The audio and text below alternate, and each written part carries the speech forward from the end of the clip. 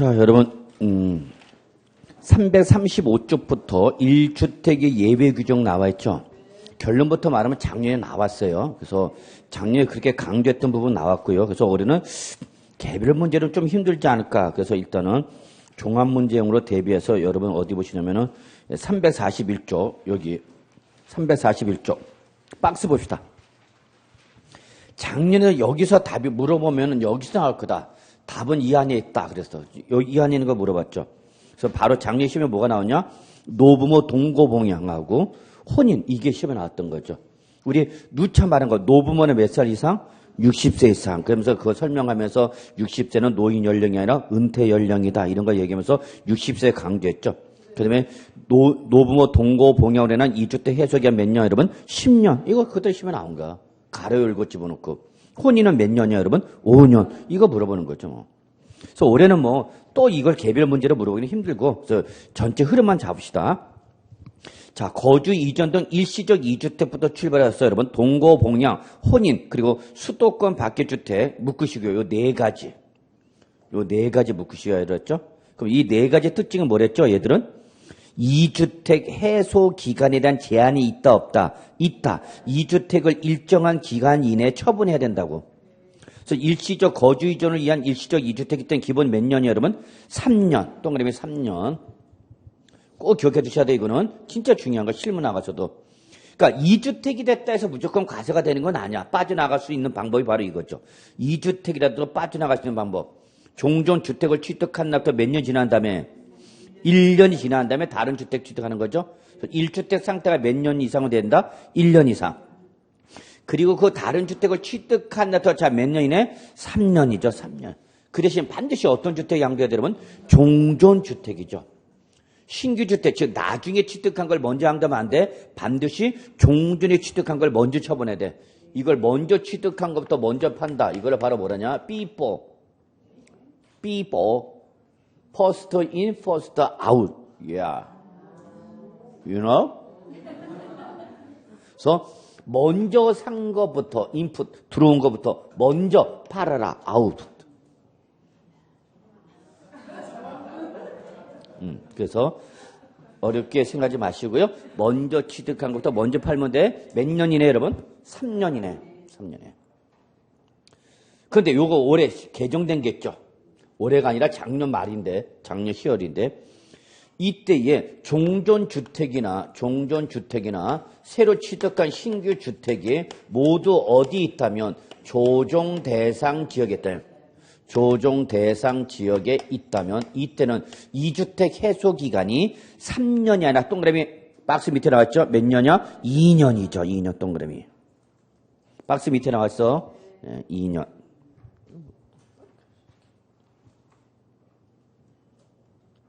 자, 보시고요. 그 다음에 노부모 동거봉양 혼인 먼저 말씀드렸고요. 그 다음에 요 수도권 밖의 주택 이거 볼까요? 얘는 취약, 근무상, 질병의 치료 요 세 가지 사유죠. 취약이나 근무상이나 질병의 치료 등의 목적으로 어디에 있는 지방에 수도권 밖에 있는 지방에 있는 주택을 취득했다 그 얘기죠. 자, 이때는 그러한 취약이나 근무상이나 질병의 치료란 사유가 해소가 되면 사유가 해소가 된 날로부터 여기는 몇 년이에요, 여러분? 3년 이내죠.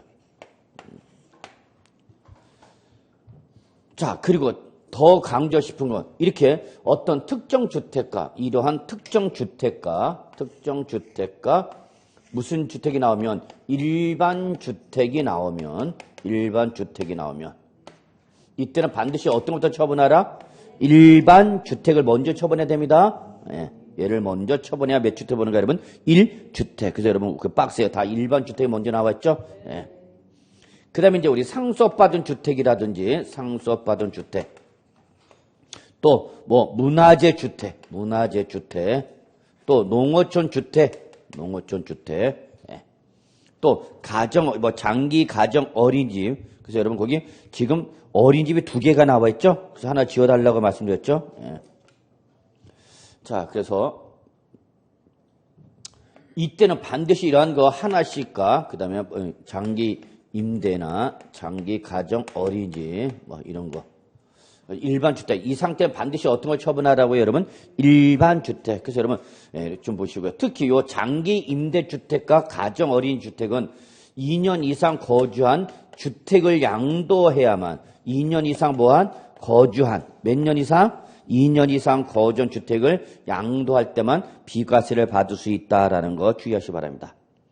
그래서 다른 내용은 이제 한번 쭉 여러분 책을 읽어보시기 바랍니다. 그래서 개정된 내용도 있지만 그거는 뭐 나중에 한번 확인하기로 하고 일단 1주택은 요 정도 즉 341쪽에 나와 있는 박스 일단 요게 제일 급해. 요 정도 보시고요. 넘어가죠. 그 다음에 어디 가느냐? 344쪽 갑시다. 자, 이번이 이제 보유기간에 나왔죠. 보유기간. 몇 년 이상 보여야 된다고 여러분? 2년 이상. 이때 보유기간 계산 344조. 그래서 뭐 이것도 뭐 그냥 확인만 하시면 될 것 같아요. 원칙과 예외로 구분하셔서요. 원칙과 예외.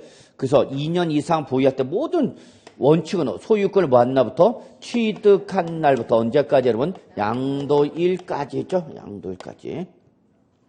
근데 그 예배가 있네 여러분. 동그라미 1, 2, 3이 있어. 동그라미 1, 2, 3이 있죠.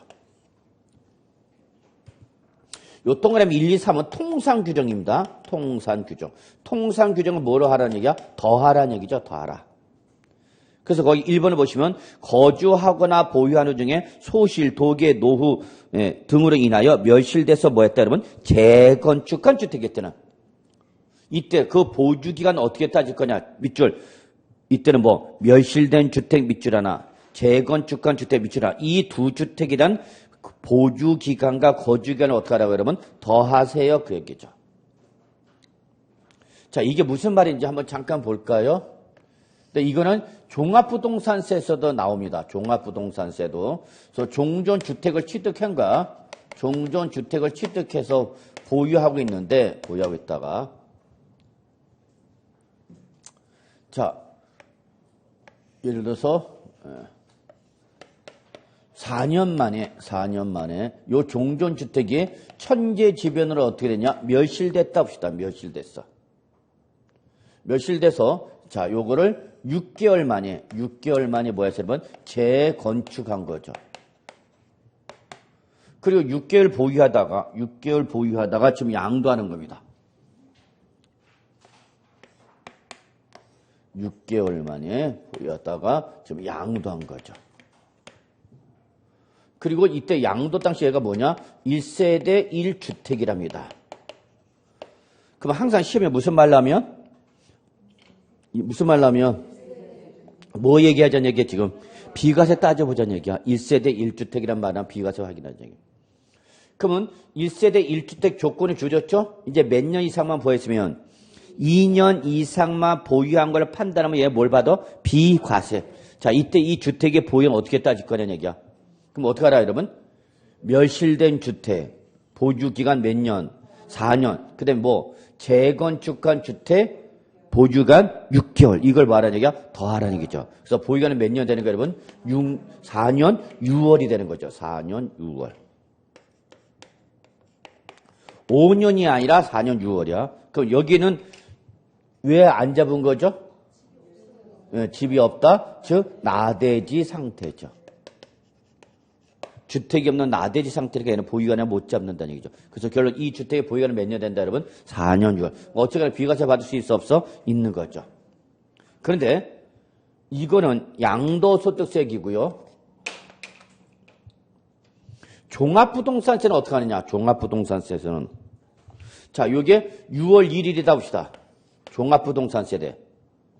그럼 5년 이상을 보유했으면은 1세대 1주택에서 5년 이상을 보유했으면 뭘 받을 수 있죠, 여러분? 세액공제 받을 수 있죠. 종합부동산세에서 1세대 1주택자 5년 이상을 보유했다? 그러면 이때는 보유기간별 세액공제 받죠. 그러면 이때 이 주택의 보유는 어떻게 따질 거냐? 그러면 종합부동산세는 뭐냐면 종전주택, 즉 멸실된 주택을 만나부터 취득한 날부터 과세 기준일까지 따지라 그랬어요. 그럼 이때는 몇 년이 되는 거예요, 여러분? 5년이 되는 거죠. 그래서 결론, 종합부동산세에서는 보유기간이 몇 년으로 판정돼? 5년이고 양도소득세 몇 년 판정되는가? 4년 6월. 그래서 종부세는 이것도 인정해줘 안 해줘? 해줘. 이게 차이점이야. 결론 양도소득세는 나대지를 인정 안 하고요. 종부세는 나대지를 인정해준다라는 게 차이점이야. 그래서 결론 얘가 몇 년 이상 보유한 걸 판정되니까 5년 세액공제 받을 수 있어 없어? 있죠. 그래서 여러분 요거 한번 그림 그려놓고 양도소득세와 종부세 판정 기준이 같다 다르다? 다르다. 요거 좀 확인해 주시기 바랍니다. 자, 2번은 보실 필요 없고요. 2번은 보실 필요 없고요. 네. 자, 그 다음에 3번 볼까요? 무슨 주택이죠? 상속받은 주택이랍니다. 밑줄 상속받은 주택. 그래서 상속인과 피상속인의 상속 개시 당시 동일 세대입니다. 밑줄 상속 개시 당시 동일 세대랍니다. 그때는 상속이 개시되기 전에 상속인과 피상속인의 동일 세대로서 거주하고 보유한 경우는 더하라 그 얘기입니다. 자, 이게 또 무슨 소리인지 한번 확인합시다.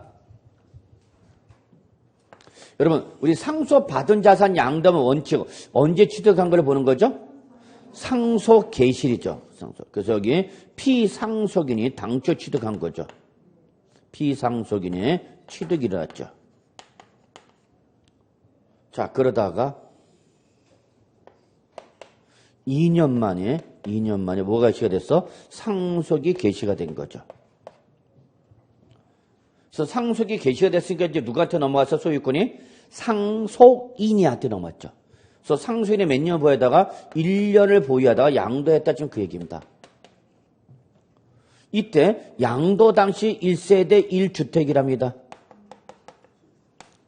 자, 뭐 따져보자는 얘기야 그러면? 비과세 지금 받을 수 있는 없는지 따져보자는 얘기죠? 그럼 이제 1세대 1주택이야. 그죠? 그럼 이제 하나만 더 하면 되죠. 몇 년 이상? 2년 이상만 보하면 되죠. 그러면 이 주택의 보유 기간은 원칙 보유가 몇 년 되는가?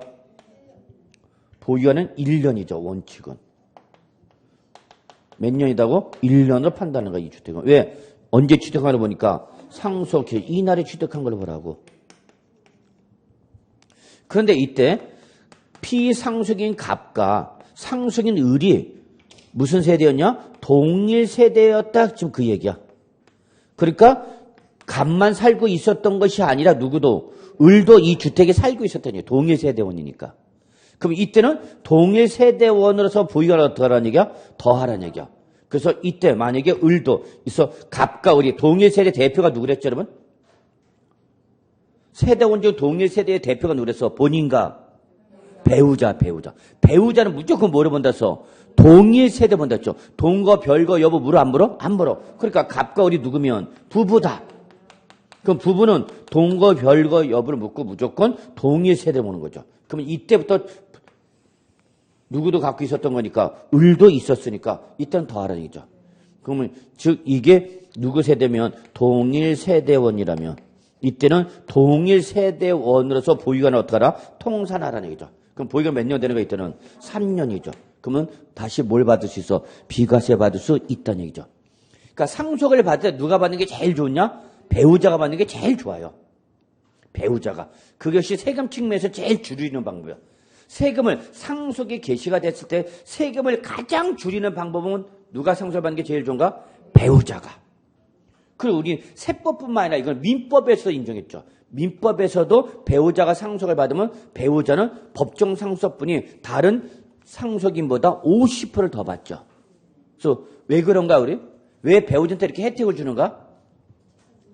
재산 증식에 대한 기여도를 인정하는 거죠. 근데 실무 나가면은 우리나라는 수평적 상속이야, 수직적 상속이야. 우리나라는 수직적 상속이죠.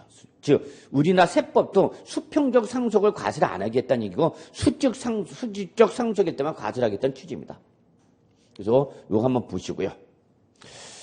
됐고 이제 우리 보유 기간 및 거주年여기 별표 3개. 올해는 여기 잘 보셔야죠. 여기 잘 봐도 올해는 보유 기간 및 거주년 여기를 예상하고 있는 거 지금. 예. 여기는 어려운 거 없어. 솔직히 말해갖고. 주의할 거는 1세대 밑줄 하나, 양돌 현재 1주택 밑줄 하나. 그래서 비과세 요건 몇 가지 중에서 3가지 중에서 뭐를 충족했어? 1세대 충족, 양돌 현재 국내 1주택 보유 밑줄 2가지 조건 충족했죠. 다만 아직 뭐를 못했어? 2년 이상 보유를 못했어. 그래도 이때는 밑줄 보유 기간 및 거주 기간의 제한을 받지 아니한다. 자, 요거 잘 보셔야 돼요. 특징 여기 옵시다. 그래서 지금 뭐 하고 싶은 거냐? 보유 기간, 거주 기간의 예외를 지금 하고 싶은 거예요. 그래서 저는 아까 우리 주택의 개념과 함께 여러분이 꼭 정리할 내용이다라고 말씀드리고 싶은 거예요. 그러면 이 규정은 특징, 얘는 뭐는 충족해서 1세대가 국내 양도일 현재 몇 주택? 1주택. 이건 조건 충족했어.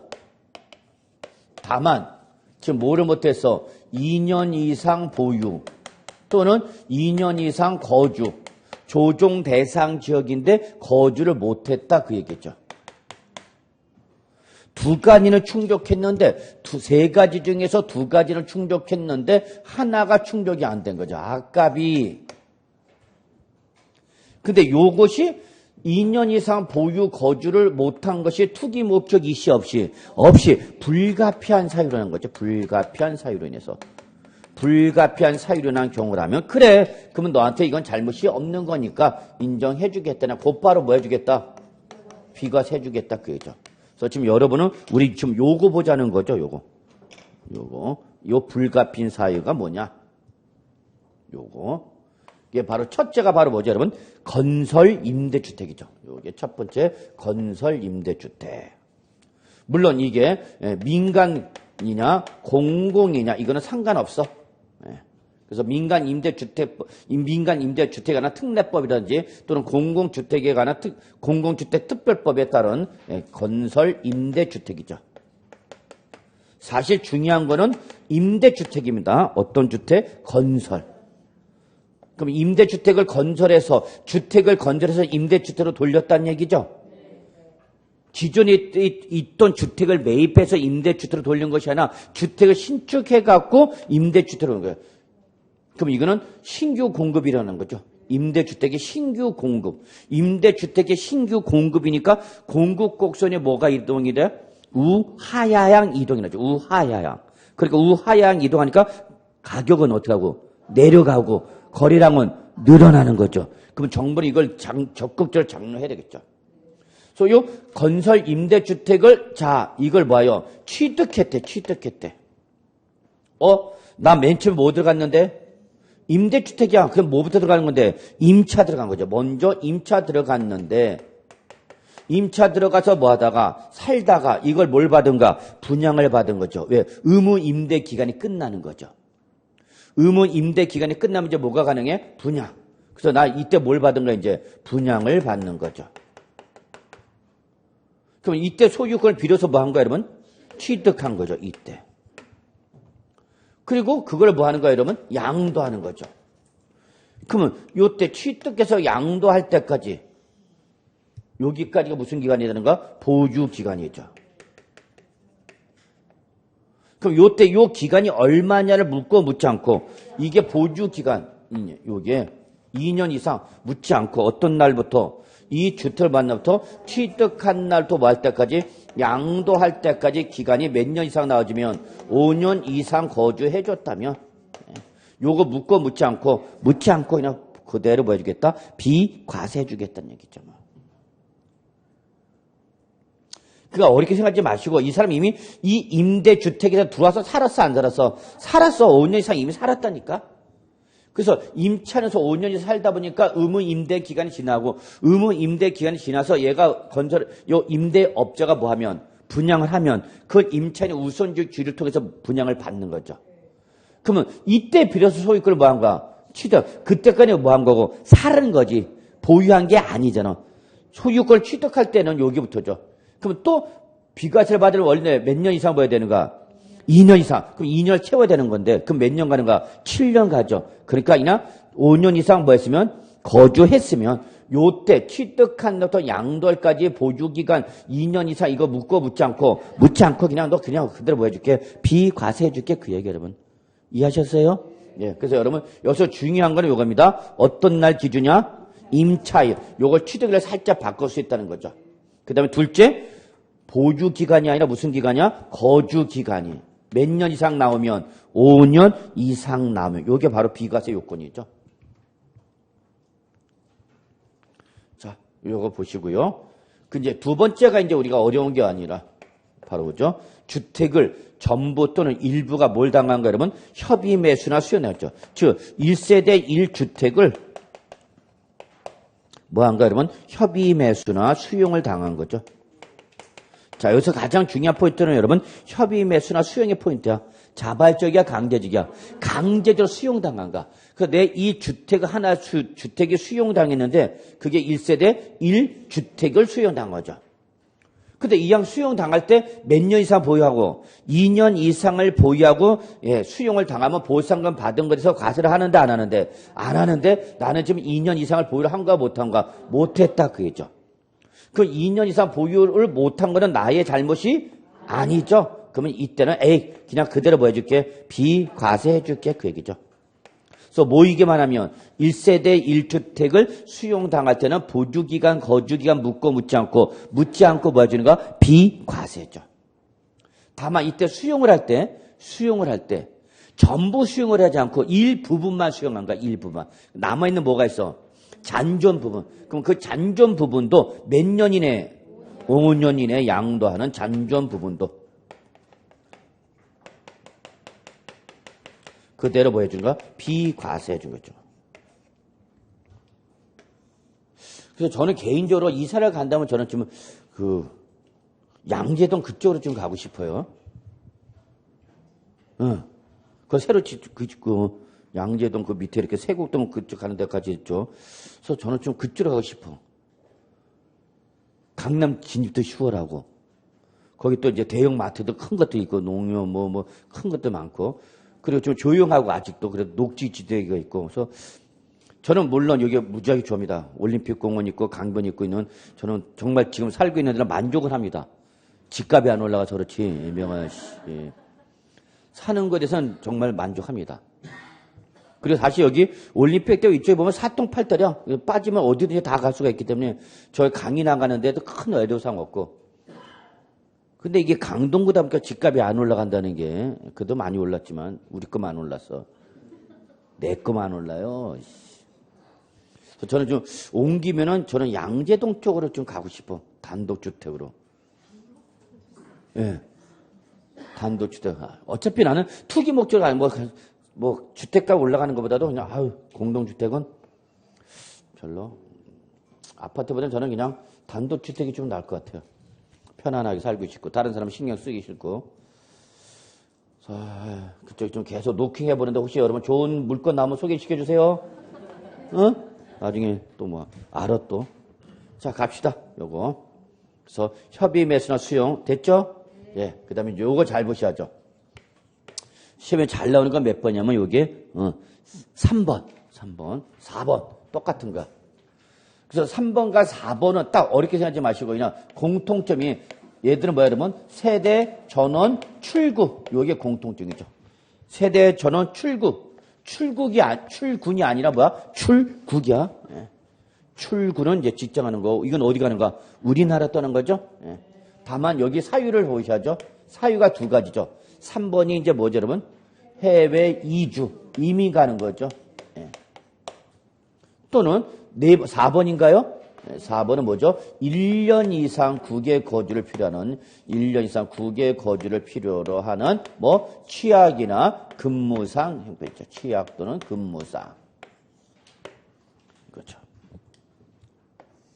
두 가지 중에 하나. 다만 출국하기 전에 우리나라 떠나기 전에 팔지 못하고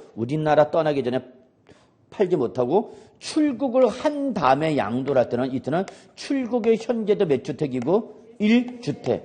출국하는 날도 1주택일 뿐만 아니라 출국한 날로부터 몇 년 이내 여기 2년 이내죠. 요걸 여러분 주의해야 되죠. 2년 이내 양도해야 된다. 요걸 최근에 시험에서 요걸 3년으로 살짝 바꾼 적이 있어. 출전. 그래서 출국할 때는 출국한 날부터 몇 년에 처분해야 된다 여러분? 2년 이내 처분한다. 그럼 2년 이내 2년 이내 양도할 때는 양도 당시 거주자 비거주자 비거주자죠. 원래 비거주는 비과세 해줘 안 해줘? 안 해줘. 그렇지만 얘는 원래는 거주했던 사람이 바뀐 거니까 몇 년 시간 주겠다는 얘기야. 2년. 왜냐면 내가 처분하고 나가려고 그래도 그 양도 시점에서 시장이 안 좋으면 못 팔잖아. 그래서 몇 년 시간 주겠다는 얘기야. 2년 주겠다는 얘기야, 여러분. 그래서 이것만 보시면 돼요. 그래서 요거는 주의할 거는 얘는 출국을 한 후에 양도할 때 추가 조건이라는 거 잊지 마시기 바랍니다. 출국 전에 양도했던 적용될 여지가 없고 출국을 한 다음에 양도를 할 때 이때의 추가 조건이야. 추가 조건. 그러니까 양도 출국하기 전에 팔면은 이 말이 나올 필요가 있어 없어? 없죠. 예. 이때 그냥 그대로 비과세 받는 거죠. 자, 이렇게 봐주시면 되겠고요. 자, 그 다음에 이제 우리 양가로 몇 번 있는가요? 5번. 역시 시험에서는 가장 답으로 많이 나온 것이 바로 양가로 5번이죠. 얘가 제일 중요해. 그래서 보유기간, 거주기간이 예외 가장 중요한 건 바로 5번이죠. 그럼 얘는 첫째 조건 봅시다. 몇 년 이상? 1년 이상 거주했어야 되죠. 1년 이상 거주. 이게 제일 중요해. 이걸 출제는 6개월 거주 이런 식으로 말을 바꾸기도 하는 거야. 그래서 1년 이상 거주됐죠. 그러니까 이거는 누굴 얘기하는 거야, 여러분? 실수요자. 실제 살고 있었어, 안 살고 있었어? 살고 있었어. 원래 살고 있었는데 이제 사유를 잘 봐야 돼요. 여기는 사유. 법정사는 기본적으로 4가지. 뭐죠, 여러분? 취약이나 또 뭐 여러분 근무상 또는 뭐 질병의 치료. 또 최근에 추가된 게 바로 뭐죠? 학교 폭력 피해. 저는 요새 개인들이 상당히 불만이 많은데 우리나라는 이상하게 법이 정말 이상합니다. 우리나라는 피해자를 보호를 해주는 것이 아니라 가해자를 보호해주는 나라입니다. 가해자 인권이 더 중요한 나라예요, 우리나라는. 피해를 본 사람의 그 피해를 당한 사람의 마음을 헤아리기보다는 가해자를 보호하는 나라. 이게 무슨 개뿔 같은 노래가 있어. 학교 폭력 피해를 당하면은 피해자가 전학을 가는가.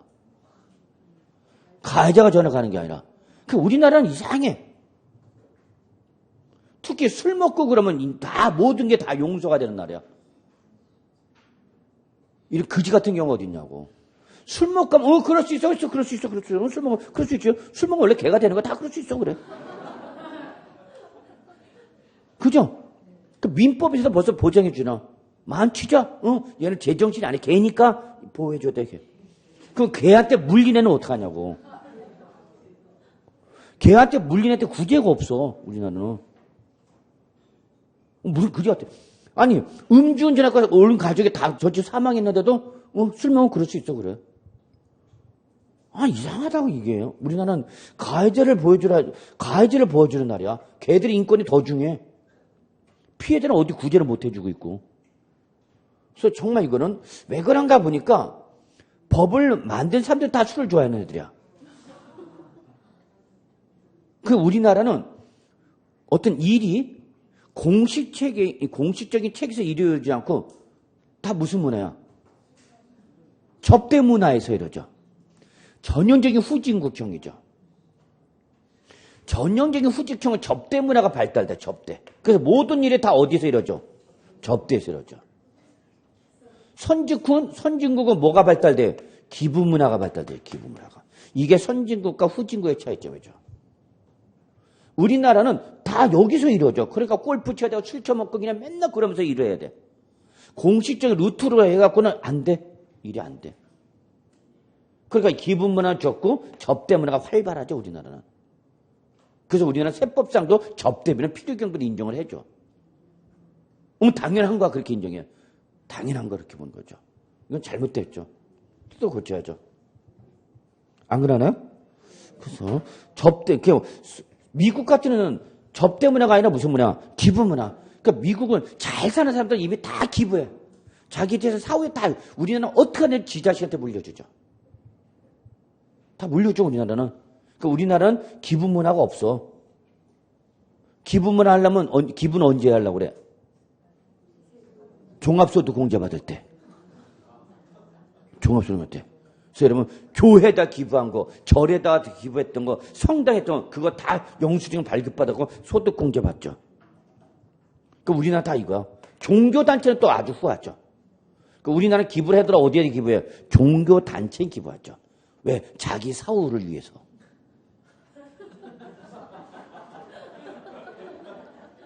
아니야? 저는 그렇게 생각합니다. 결국 자기 사후를 위한 거죠. 나 좋은 데로 보내주시옵소서. 죽어서라도. 아주 철저한. 그래서 저는 요거는 조금 우리나라 뜯어 고쳐야 될 게 아닌가 생각합니다. 그래서 요 1년 이상 거주한 주택을 뭐 취하, 근무상, 질병이 치는 학교 폭력 피해로 인한 세대 전원이 어디로 가는 거죠, 여러분? 다른 시군. 세대 전원이 다른 여기는 원래야 시군이죠. 이전하는 거죠. 여기는 어디 떠난 거야? 우리나라 떠난 거고 여기는 다른 시군. 근데 실무 나가면 중요하다 그래서 실무 나가셨을 때 여러분 반드시 요거는 꼭 관할 세무서 확인 받으시기 바랍니다. 먼저 사전에 양도하기 전에 먼저 관할 세무서의 비과세 대상 확인 받고 양도하라고. 왜냐면 특히 이게 쉽지가 않아. 학교 문제도 다 확인해야 돼. 초중, 중등, 초등학교, 중등학교, 고등학교까지 제외되느냐, 포함되느냐, 이거 확인해야 되고, 특히 근무상, 여기서 다른 시군의 개념, 여기서 다른 시군은 뭐야? 애매하죠? 자, 여기, 볼까요? 서울특별시 강동구에서 경기도 하남시로 갔대. 여기는 시군만 바뀐 게 아니라 모두 바뀌어서 도도 바뀌었죠? 자, 그럼 이거 이전에 해주냐, 안 해주냐, 그거 본다고. 안 해줘. 안 해줘. 왜 안 해줘요? 강동구에서 경기도 하남시는 정상적인 통상적인 출퇴근 거리죠.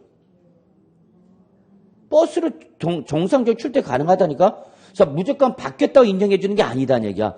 이게 바뀜으로 해서 정상적인 출퇴근이 어려워야 돼, 여러분. 어려워야 된다고. 자, 그러면 제가 서울 강동구에서 송파로 이사 갔어. 강동 지점에서 송파 지점으로 발령났다고. 그럼 이거 다른 시군이잖아. 인정해 주냐고. 안 해준다니까 이런 거. 무슨 말인지 이해하시죠? 무조건 시군이 바뀌었다고 인정되는 것은 아니고 이것이 바뀌면서 뭐가 정상적인 출퇴근이 가능하지 않을 때 그때만 인정을 받는가. 이해하셨어요? 그래서 이런 거를 여러분이 판단하면 안 돼. 세무서 확인하셔갖고 확실히 판단을 받고 여러분 양도해줘. 여러분 얘 비과세. 비과세. 너 자기가 비과세는 것처럼 해놓고 나중에 비과세 아니면 이 사람은 양도장 환장하는 거야. 세금 다 내야 돼. 그때는 이제 공인중개사 잡으러 오겠죠. 자, 그래서 요거 잘 보시고요. 그래서 여기는 사유. 지금 시험에 잘 나온 사유가 바로 뭐예요, 그러면? 사업상 형편. 적으세요. 사업상 형편은 법정 사유다, 아니다? 아니다. 그래서 출제는 이걸 살짝 집어넣죠. 여러분 잡아내죠. 아니면 이거를 뭘로 고쳐? 6월 거주 뭐 이런 식으로 살짝 바꾸죠. 그래서 결론 내리면 여러분 보유기간, 거주기간 예에서 제일 중요한 건 5번이야. 얘가. 자, 좀 봐주시고요. 그 다음에 우리 346조 8번부터 특례가 나와 있죠. 들어가지 마세요. 들어가지 마시고요. 들어가봐요. 무슨 의미인지도 모르고요. 나중에 실무에서 자 배우시기 바라고요. 자, 352조 양도 또는 취득시기. 결론부터 말하면 저는 올해 뭐 출제할 가능성이 매우 낮다 봅니다. 매우 낮다. 그냥 한번 쭉 훑어만 본다 이렇게 보시면 되고요. 막 종합 문제에서 뭐 보기 지문은 하나 나올 수는 있겠죠. 그래서 한번 훑어봅시다. 근데 여러분 거기 매매 등으로 인한 일반적인 양도 요거는 꼭 정리해 두셔야죠. 왜? 이거는 시험 출제 여부에 관계없이 여러분이 공인중개사가 됐을 때에 바로 적용하는 시간적기죠. 자, 확인할까요? 자, 원칙. 언제 양도한 걸로 보라, 여러분? 대금 청산일. 다른 말로 뭐야, 여러분? 잔금 지급일이야. 취득자의 잔금 지급이 양도자 뭐야? 대금 청산죠. 근데 거기는 이런 말이 생략됐다 그랬죠? 무슨 말? 사실상 실질 과세 원칙에 따라서 요 말이 생략돼 있으니까 요거 확인하는 습관 들이세요라고 했죠.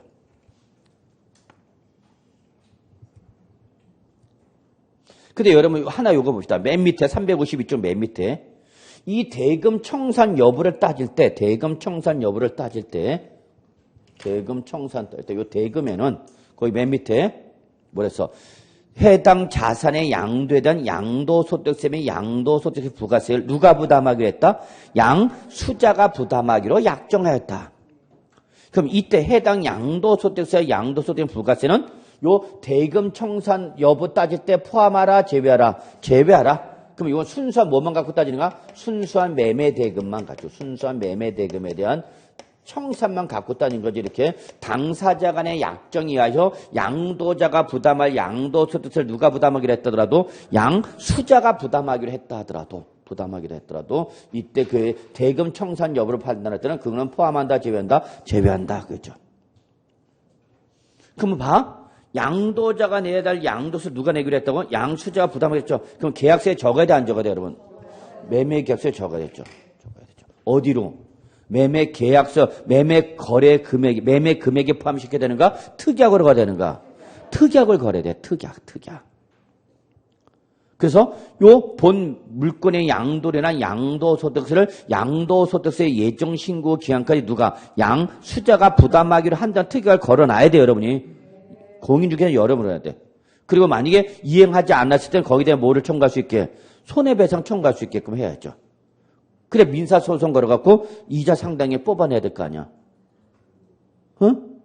그걸 여러분이 걸어놔야 된다고. 그래 여러분이 바로 그 유명한 선량한 관리자의 주의무를 다한 거죠. 공인중개사로서의 까불고 있어요. 중요한 거 여러분. 그러면 진짜 중요한 건 뭐냐? 자, 이거 여러분. 나중에 여러분 이제 실무특강 보면 이거 볼 때 이 계약서를 어떻게 쓰느냐가 중요한데, 자, 만약에, 자, 매매 금액이, 여러분, 매매 금액이 8억 원이야. 그리고 이거에 매매에 따른 양도세를 계산을 했더니, 양도소득세 등이 얼마 나왔냐 봤더니, 여러분, 뭐 한 5천만 원 나왔다 봅시다. 그리고 이거를 누가 부담하기로 해서? 양수자가 부담하기로 해서 적어놨어. 양수자 부담 조건으로 명문했죠. 자, 그러면 이때에 무슨 문제가 발생하냐? 양도자는 결국 얼마 파는 거야, 여러분? 그럼 취득자 입장에서 얼마 주상가? 취득자 입장에서는? 취득자 입장에서 8억 5천만 원이다. 근데 매매액에서 얼마를 적겠어? 안 맞네, 그러면. 그렇잖아.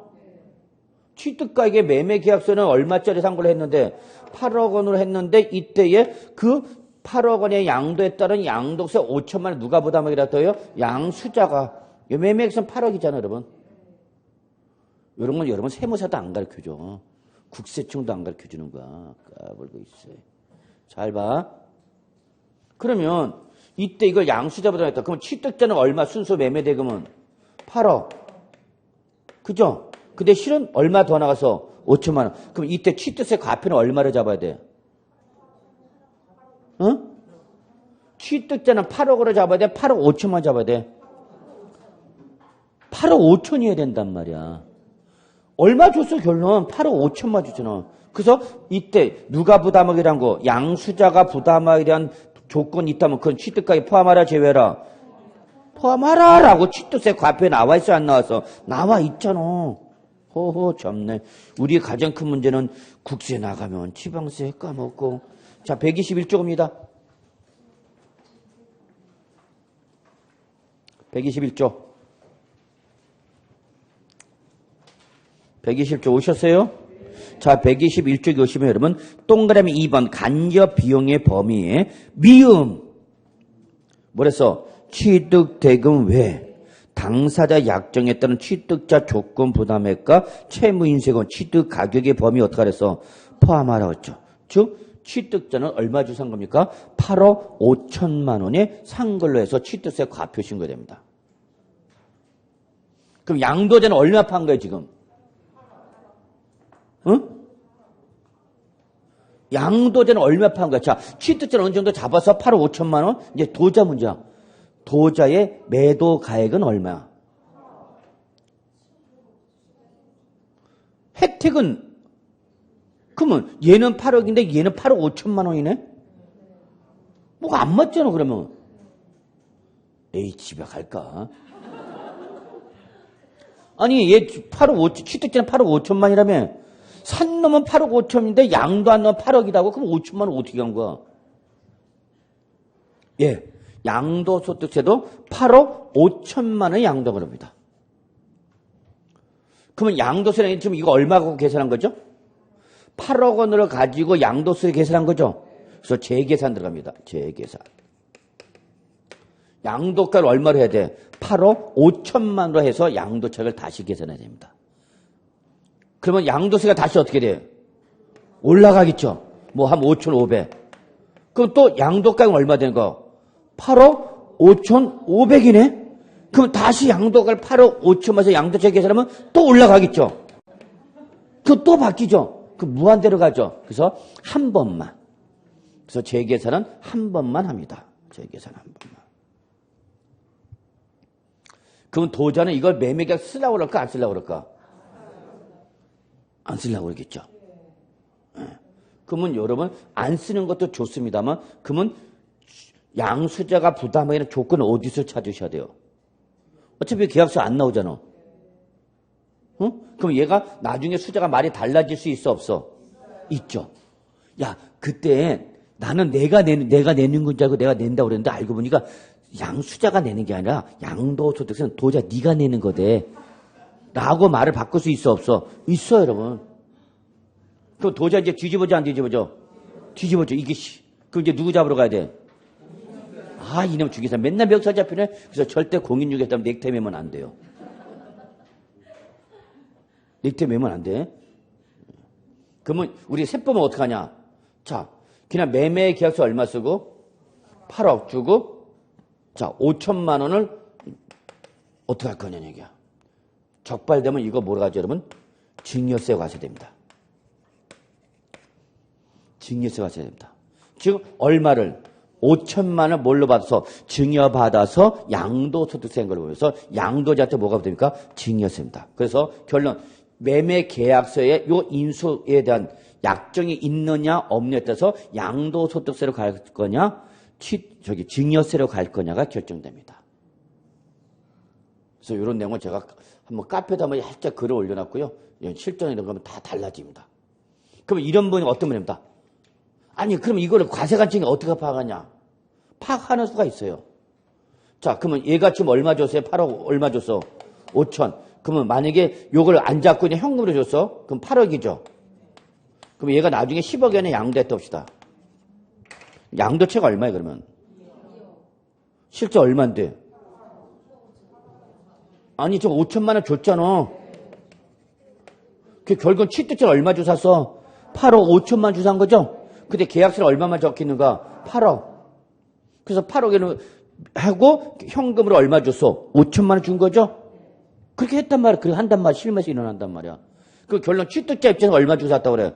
5천만 원, 8억 5천만 원 주는 거죠? 그러면 이제 얘는 나중에 양도 때 고민하죠. 나 실은 얼마 주고 산 건데? 근데 계약서 얼마 돼? 8억. 그러면 이자는 고민하죠. 고민해야죠. 왜? 자기가 8억 5천만 원 잡지 않고 얼마라면 8억을 하면 자기가 5천만 원 양수를 자기가 내는 거죠. 이거 사실 누가 냈어야 되는 건데? 전 양도자가 냈어야 되는 건데 이걸 자기가 또 안게 돼버리죠. 그래서 이때는 고민하죠. 세무서장아 실은 내가 이때 8억 5천만 원 주고 산 거다. 라고 신고하겠죠. 그래서 양도체가 얼마로? 1억 5천만 신고하죠. 그럼 세무서장 말려 안 말려? 안 말려요. 얘 안 말려요? 누구 잡으러 가요 그 대신? 얘를 잡으러 가죠. 얘를 잡으러 가. 그래서 야 너 그때 8억이 아니라 8억 5천만 원이었대. 그래서 5천만 원 증여세 추징 들어가 버리죠. 그래서 이때에 이렇게 양도자가 부담할 양도소득세를 누가 부담하기로 하면 양수자가 부담하기로 하면은 이때는 계약서에 어떻게 쓰느냐에 따라서 여러분 양도소득세로 가세가 되는지 증여세로 가세가 될 건지가 결정됩니다. 그래서 이렇게 복잡한 세금 문제가 발생합니다. 이해하셨어요? 예, 그래서 지금 실무 나가서 배웁시다. 예. 가장 좋은 방법이 뭘지는 여러분이 나중에 실무 나가면 찾아봐야 돼. 그건 제가 제 입으로 말 못해요. 자, 그 다음에 353조, 여기 봅시다. 양가로 1, 2, 3, 4 나와있죠? 이건 원칙이야, 예외야? 예외 규정이죠. 그래서 대금을 청산한 데는 분명하지 않다? 그럼 얼른 가? 등기, 등록, 접수, 1 또는 명의 개설이죠? 또 대금을 청산하기도 전에 먼저 뭐 했다? 등기했다. 역시 얼루가 등기, 등록, 접수일 또는 명의에서 됐죠. 그래서 여러분이 그냥 뭐만 돼서 등기, 접수일, 등록과 명의에서는 여러분 신경 쓸 필요 없어. 그리고 양으로 3번 장기할부 조건이죠. 등기, 접수일, 인도일, 사용수기 일정. 자, 시간이 몇 개 이상 나면? 2개 이상 나면 우리는 뭘로 가면 돼? 빠른 날. 4번이 중요하다고 그랬죠? 4번이 중요하다 했어. 자, 공익사업이나 토지 등의 취득 및 보상에 관한 법률이나 그 밖의 법률에 따라서 공익사업을 위하여 뭘 당했다? 밑줄 수용, 협의 매수나 수용당할 때 언제 양당을 볼 거냐? 밑줄 대금 청산일, 수용 개시일, 등기 접수일 중 어떤 날? 빠른 날. 단서 잘 봅시다. 단서. 이거 단서 때문에 하는 거야. 다만 소유권에 관한 소송으로 보상금이 어떻게 됐다? 여러분? 공탁됐다. 그 밑에는 공탁이다. 그럼 맞아? 틀려? 틀렸죠. 공탁일이 아니라 관련 소송 판결 확정일이라는 걸 잊지 마시기 바랍니다. 판례는 여러분 밑에 있는 통칙은 그냥 눈으로만 살짝 보세요. 올해 뭐 개별 문제 나오기는 저는 힘들다 봅니다. 재작년에 나왔기 때문에. 근데 353쪽에 있는 2번이 중요한 거 사실은 상속받은 자산 양도했다. 원칙 언제 취득한 걸 보라. 상속 개시일. 증여받은 자산 양도했다. 언제 취득한 걸 보라. 증여받은 날. 근데 이 예외를 꼭 기억하라고 그랬죠. 예외. 다시 한번 정리합시다. 상속받은 자산을 양도하면 원칙 언제 취득한 걸 보라고. 상속 개시일이다고. 근데 예외가 있다고. 단 아까 같이 누가 동일 세대원이 상속을 받았다. 또는 양도소득세 세율을 적용할 때 또는 상속세 및 증여세법상 가업 상속 공제를 적용받은 자산을 양도할 때 이때는 상속 개시일이 아니라 어디로 간다? 피상속인의 당초 취득일로 간다. 그래서 물론 얘는 동일 세대원이라는 걸 전제로 하는 거고요. 자, 그 다음에 증여죠. 특히 상속보다는 저는 증여가 더 중요하다 봅니다. 증여. 그리고 요거는 취득세도 똑같죠. 근데 증여는 언제야? 증여 받은 날이 원칙이죠. 증여 받은 날이죠. 근데 취득세는 이게 같아 달라? 달랐죠. 취득세는 어떤 날이었어? 계약일이었죠. 예. 다만 그래서 증여받은 날이지만 다만 여기 잘 보셔야죠.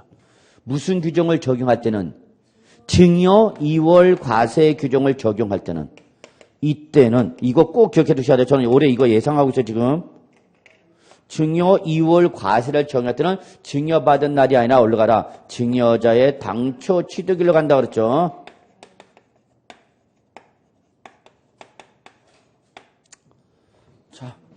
나머지 3, 4, 5 나머지는 다 여러분 이미 시험에 나온 것들이기 때문에 한번 보시고요. 특히 354쪽에 보시면 1번 환기 처분받은 토지 양도했다.